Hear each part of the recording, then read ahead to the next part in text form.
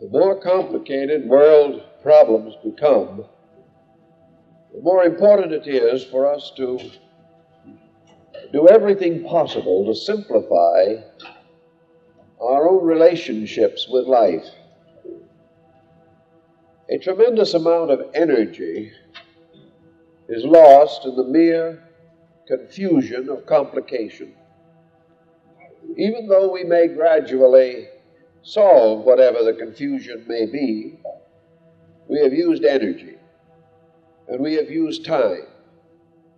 And life as we know it is a problem in time and energy. And to achieve the maximum of security and happiness and usefulness, we must try to conserve our resources. We have noticed for the last 25 years how the tempo of life has increased, and the individual has not really been able to adjust to this increase successfully. We realize that in the last 2.5 decades, we have become more and more dependent upon artificial means of vitality support. We have become addicted to every type of vitamin that there is known. We require continual use of stimulant or sedational material, both these indicating that we are not able to cope successfully with the pressure of conditions. The pressure of conditions must also be regarded as a compound of the prevailing confusion. The more confused we become, the more difficult our environment becomes. And the individual confusion finally summarizes itself or masses itself into vast patterns of collective confusion. While it is not possible for us to create any code that we can require others to follow, thus adding to a general simplification, we must, to the best of our ability, prevent ourselves from falling into the prevailing dilemma. Simplification must never be interpreted as compromise. We do not want to simplify things by losing values. We do not want to follow lines of least resistance at the expense of principles. But we do want to, first of all, get our principles straight. The individual who really has an internal organization, whose beliefs are well set, whose ideals are clear to himself, already has a strong defense against the uncertainties of his times. So by simplification, we mean organization of values, that the person decides in his own mind that which he shall do and what he shall not do, what he can do and what he cannot do.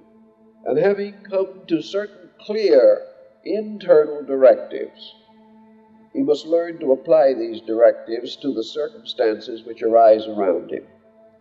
Thus, simplification is self-leadership over circumstances. It is the individual charting a course and staying on that course. It takes much less energy to stay on a course than it does to find it again after it has been lost.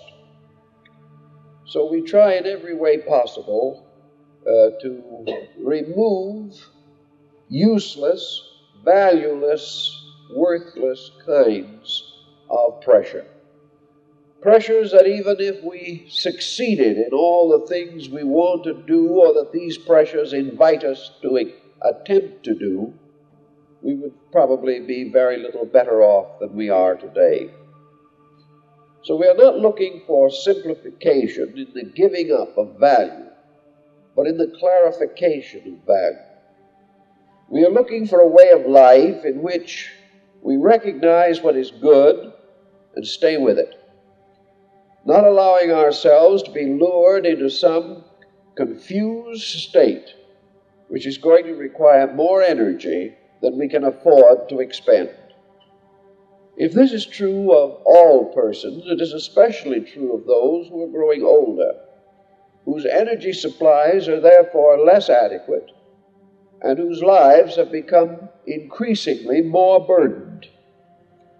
We find as we get older that time moves more rapidly than ever before, that we have less and less time to do the things that we really want to accomplish. Our interests have become richer and fuller. Our responsibilities have increased in number. We are surrounded with more inducements to activity. We are called upon more and more by those who may respect our wisdom or understanding or experience. Therefore, as we go along the road, simplification is the secret of preserving health and vitality for the longest possible period of time. To do all these different things that are necessary to straighten out life, we have to begin with all the minor problems, the ordinary common problems of time, of our time and living. One thing we also learned is that we have a greater skill in handling important critical situations than we have in administering nuisance situations. If we are faced with a major decision in life, it seems as though something comes along and gives us guidance.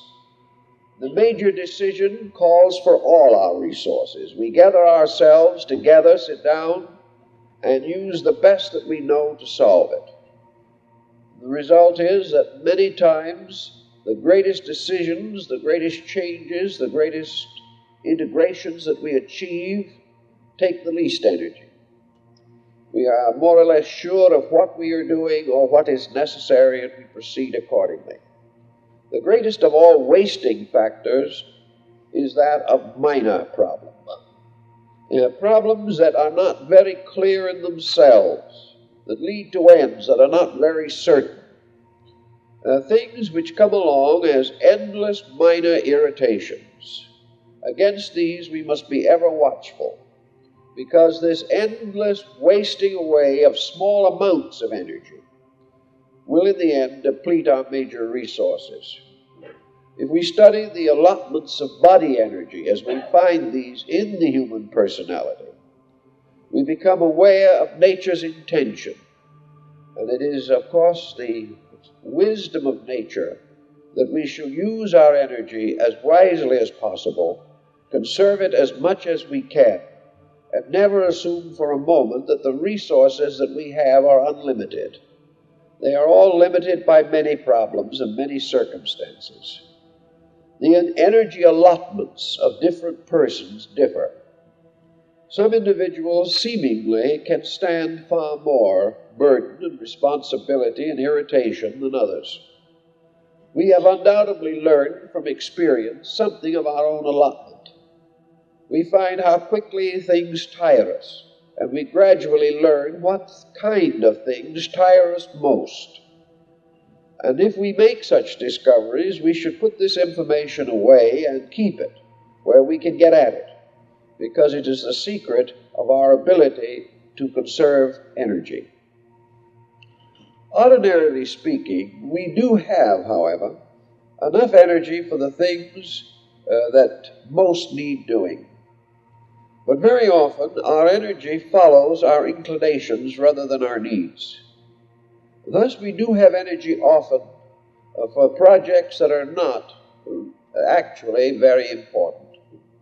And at the same time, we get a strange sense of fatigue when we are confronted with problems or responsibilities that may be necessary, but which we do not particularly want to assume. Energy follows desire very closely. That is one of the reasons we must guard our energy, because the fulfillment of our desires can often be a very exhausting thing, often impossible in substance, even though we struggle desperately to achieve it. To begin with, then, energy is most wasted perhaps in conflict. Wherever it is possible to remove conflict, either internal or environmental, we are making a major gain. Conflict may arise from situations outside of ourselves, but it may also, and frequently does arise, from within us or from our own reaction to conditions around us. I know more persons who have exhausted a complete life of vitality simply trying or laboring with situations that they have created for themselves, creations of their own mental and emotional pressures, which should never have existed at all. One of the common experiences we have in this field, and of course at this season of the year, it is particularly obvious, and that is the amount of energy we can waste over religious criticism, the amount of energy that we can deplete ourselves of in our worries and anxieties about people whose religious beliefs are different from ours. In families, this can be a very trying and exhausting thing, and a profitless waste of resources. If we could simplify our thinking to this very basic philosophical principle, that a religion is finally a way of life, that an individual is religious who keeps principles, and that above all sectarian considerations must be elevated the fact of conduct. If the individual is keeping the rules of life as wisely, as lovingly, and as skillfully as he knows, we do not need to worry very much about the church he goes to. If he is not keeping these rules, it makes very little difference which church he goes to. He is still in trouble. So we can get out of our minds worries, fears, and anxieties about these abstract things that we cannot do anything about even at best. And yet many persons have ruined their lives worrying about abstract values which they cannot control and about which they have no clear insight even themselves. Another very desperate way of wasting energy is to try to control, dominate other people. The desperate determination to rule the life or activity of others. The resolution to take leadership where this leadership is not required, requested, or desired can also lead to a very serious depletion of resources. Not only do we have the actual energy loss as such, but we have the continual unhappiness, and all forms of unhappiness are debilitating. The individual becomes weakened through the use of energy in the simple process of being miserable. So whatever in life we are doing, if we are miserable about it, it is shortening our lives and injuring our health. We must gradually recognize what nature wants and what nature is trying to tell us from the cradle to the grave. That is, that nature wants us to live at peace with ourselves and others. If we do not achieve this peace, we must pay for it in devitalization in some way. For the absence of peace is discord, and discord uses up energy. All forms of discord deplete and destroy life resources. Nature has never rewarded confusion, except with more confusion.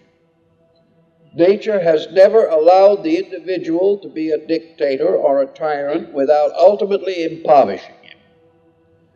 And after all, we must recognize that above all codes that we are capable of formulating ourselves is the inevitable code of cause and effect. We see around us the inevitable consequences of action. Therefore, we must keep this basic code. For some reason, man from the beginning has rebelled against this. He has almost always determined in some way to impose his own will upon the face of nature. He wants to do things his way. He assumes that nature does not know what it needs, what it wants, or what it must have. It is up to man to decide these things. So man has gone valiantly and rather arbitrarily along, trying to correct the common mistakes that the infinite has made. This is a hard job. It can use up a great deal of time and energy, peace of mind, and in the long run, man cannot win. It is possible that if all those down through the ages who have tried to impose their own will upon infinite will survived or could now communicate with us from some other bond to which they have gone, we might get some valuable testimony on this problem. But the individual, in his desperate determination to live his own life, finally comes to the end and tips into the grave and is silent, and we never know what his final thoughts are on any subject. We do not know to what degree he may ultimately come into the possession of the understanding of the mistake of his own attitude.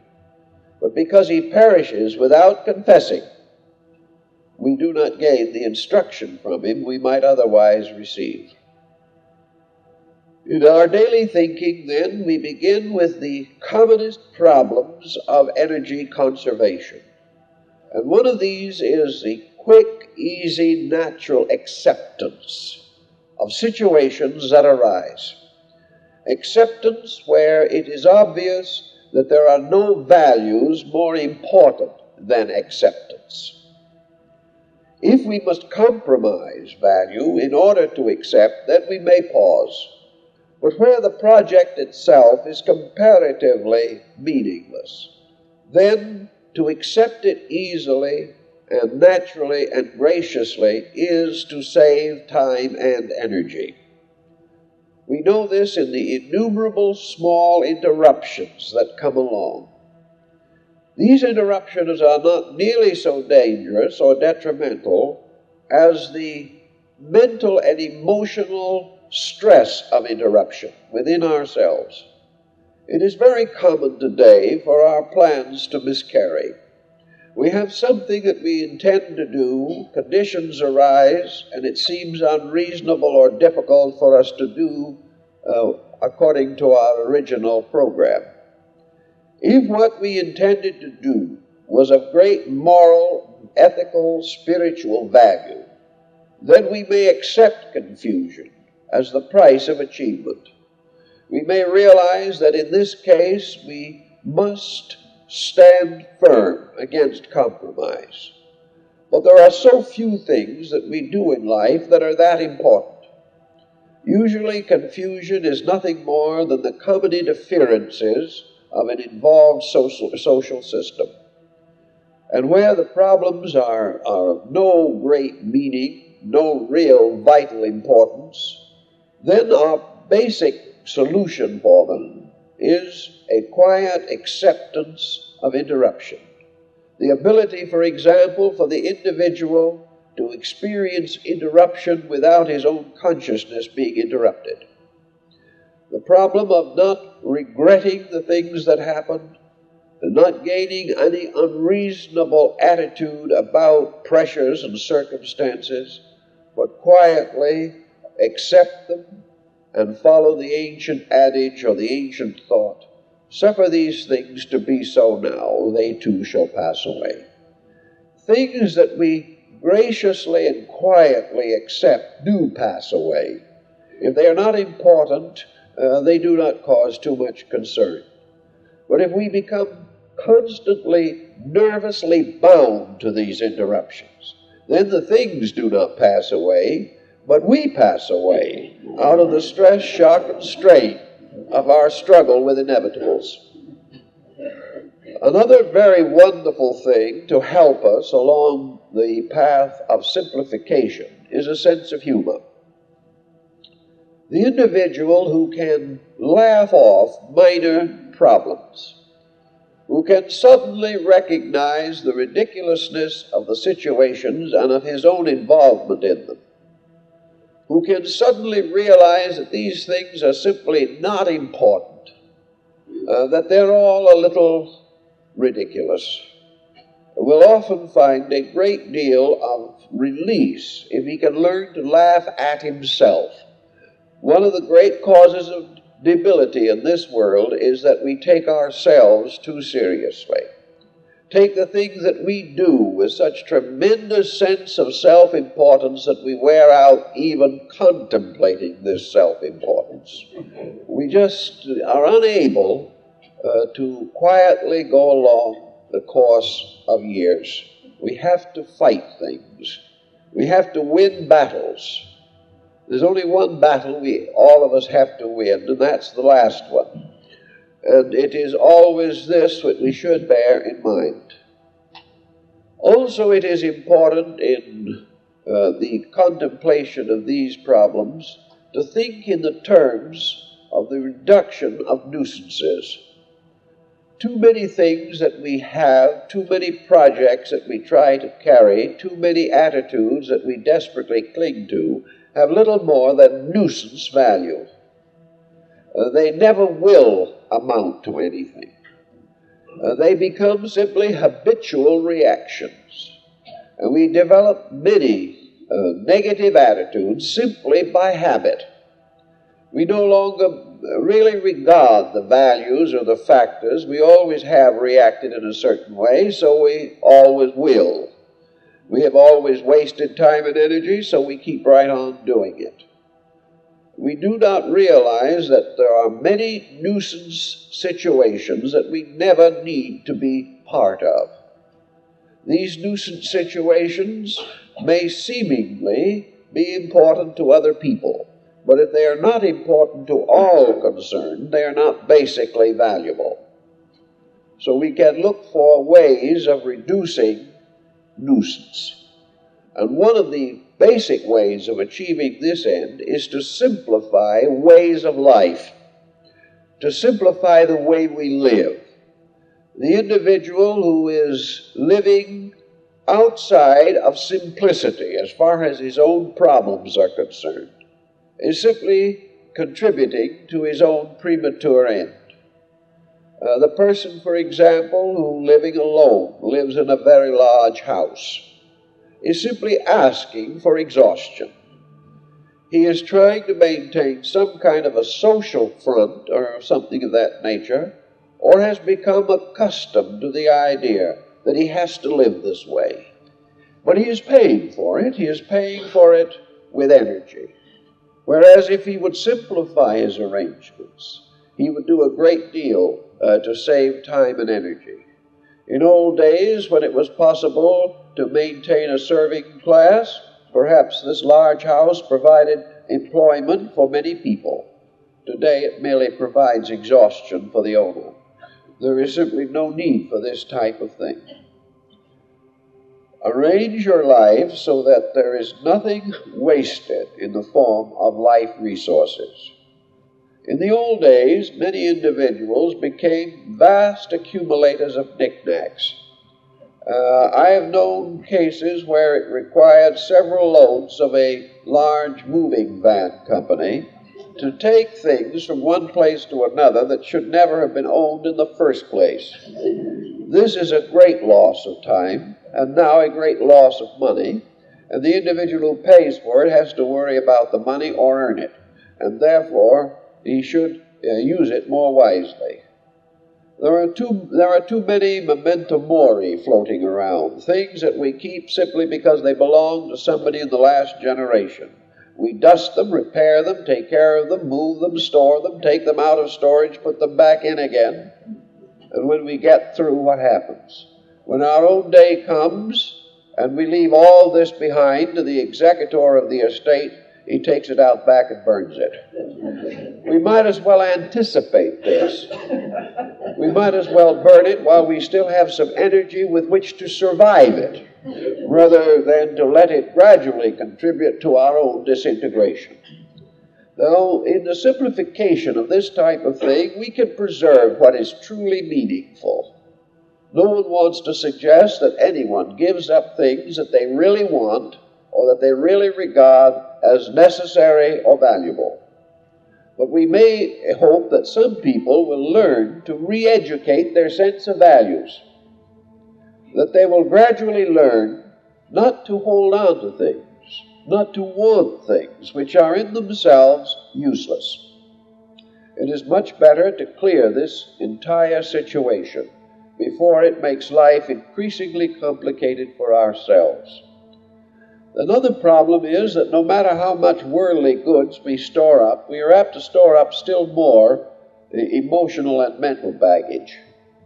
This also can be totally useless. First of all, it may relate to things which are uniquely of this world. Therefore, we're not going to be able to take them with us anyway. And any thoughts or emotions that we cannot take with us are no more valuable than physical goods that we cannot take with us. We haven't spoken to a certain relative for 20 years, and every time we think of them, we become so depleted we have to take a new vitamin pill. We might as well get over this now. We might as well realize that unless the things we carry in our thoughts and emotions are good enough to live with in eternity, they're not good enough to live with here today. By gradually relaxing away from these pressures, we achieve a great deal of good for ourselves. People will say, however, that we can't give up these feelings. We have them. We've had an antagonism for half a lifetime. How are we suddenly going to get over it? We can get over it, but we can only get over it by outgrowing it. We can only get over it if somewhere along the line a little flash of insight occurs within ourselves by which our own attitude is basically changed. We cannot get over despising someone if we really continue to loathe them. There's no answer here. But if we gradually realize behind this situation the uselessness of our own attitude, if it dawns on us that we are only wasting energy, and that actually, if the other person doesn't like us and really wishes us to have a bad time in life, there's no better way that he can accomplish this than to hope that we will keep on hating him. Because if we do this, we will ruin our lives, but we may not ruin his in any way. So we have to give up these things, otherwise we give all authority to our adversary. We achieve the very ends which someone who dislikes us might hope we will come to. And that is, we will ruin our own happiness. So in order to rescue ourselves from such dilemmas, we have to sit down and think and feel beyond them. We have to get over them as forces in our own consciousness. One way to find a great new vitality is suddenly to awaken and realize that we have accepted life, that we have accepted people as they are. We have not demanded the impossible. We have not built from a wrong philosophy which caused us to expect the impossible. We have not endowed them with virtues which they never possessed, nor have we endowed them with vices which are exaggerated beyond any reasonable degree. We have finally adjusted to the circumstances of life. We realize that other people will have their own thoughts, whether we like it or not. And we stop trying to react violently to the thinking of any other person. Another problem that arises with simplification is that simplicity is closely related to beauty. Wherever true beauty exists, we observe law and order. And we notice that nature, in the presentation of beauty, follows very definite canons and laws. That beauty is something which is perhaps most clearly revealed through simplicity. Therefore, that everywhere in life, the dignity of living, the happiness of living, the beauty of living, these are related to simplicity, to freeing the person from all the complications which come from lack of insight into what constitutes beauty. We've had a great deal of discussion and debate about these things through the years, and as we all watch the old city of Los Angeles disappearing in front of us, as we all observe the grand old houses that were considered works of beauty and a joy forever 50 years ago, disappearing with all their gingerbread domes and cupolas and things of that nature, we have a touch of nostalgia. We say that certainly these new orange crates that are being built in their place can scarcely be regarded as things of beauty. We are right, in a sense, both ways. To the individual with the highly cluttered mind of the Victorian era, clutter was beauty. To the extreme modernist who has lost all sense of value, that which is completely devoid of any proportion, value, or symmetry is now regarded as beauty. In both instances, there is no real appreciation of value. We do not find in the simplicity that is now being developed an artistic simplicity. We find a barrenness. And that is what we have to watch also in our own thinking, that simplification does not lead to barrenness. That is not the end. Simplification leads to grace and insight and design and order, but all things in a very quiet, simple way. One way, for example, to understand this point is to realize that, in a sense, where we live, the way we live, all these types of things are in some way frames upon ourselves. A good picture takes a proper frame and is better for it. An interesting person is better in a setting that is suitable to their nature. But when the setting completely dominates the individual, we are lost. And I know a good many cases where persons are simply overwhelmed by what they have.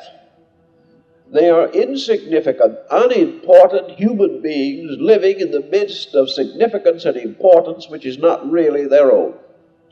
Things they have bought, things they have accumulated. The individual who has very little actual quality in his own soul, trying to get a certain reflected glory from the fact that he owns a $500,000 painting. He doesn't understand the painting. He develops a terrible inferiority complex every time he looks at it. But at the same time, he seems to believe or feel that in some way this is status, that it makes him important. And in the desperate effort to have things make us important, we go into debt, we become overwhelmed with possessions, we gain too many responsibilities, we may even assume too much debt in the desperate effort to have things build us up. The fact of the matter is they do the exact reverse. For when people see us against this tremendous tapestry of things, our own insignificance becomes only more apparent. We are not a success in this. We do not actually deceive anyone except another person who is making the same mistake that we are. So we search for what the Oriental calls the shabui quality. We search for that kind of setting which becomes a gracious background for a human being. If the human being is unable to maintain himself against this background, then the challenge is to him. If he finds that he cannot survive his wallpaper, then it is necessary for him to consider the survival quality of his own nature.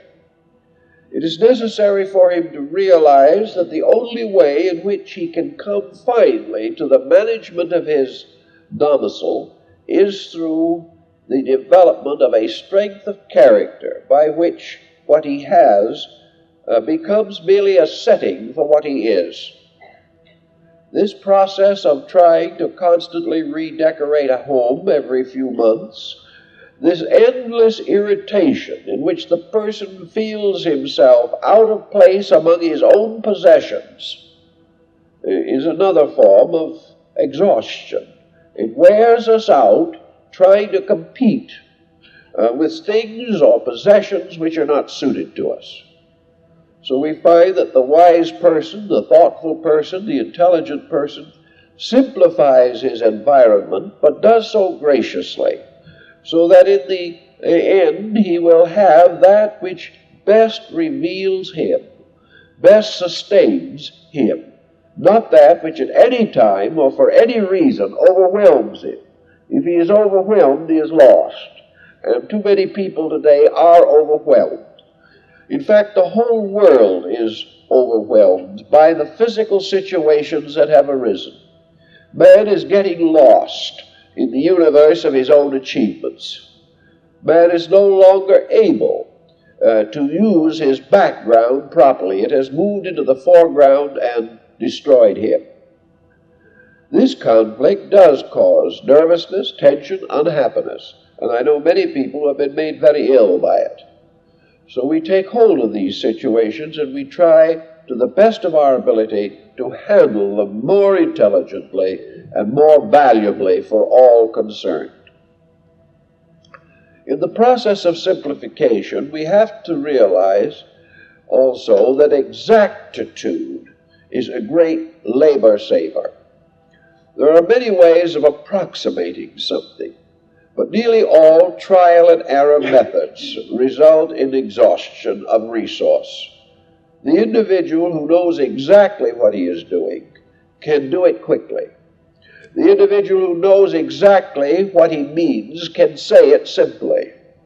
But the person who is not quite sure must drown his uncertainties in a sea of words. So always the individual who gains a certitude of realization within himself can do things simply. When we know exactly what is necessary, we can achieve this end with a minimum of effort on our own part. But when we are not sure, we must try too hard. We must work too long. We must correct too many mistakes that we ourselves make as we go along. And all of this is energy wasting, resource destroying.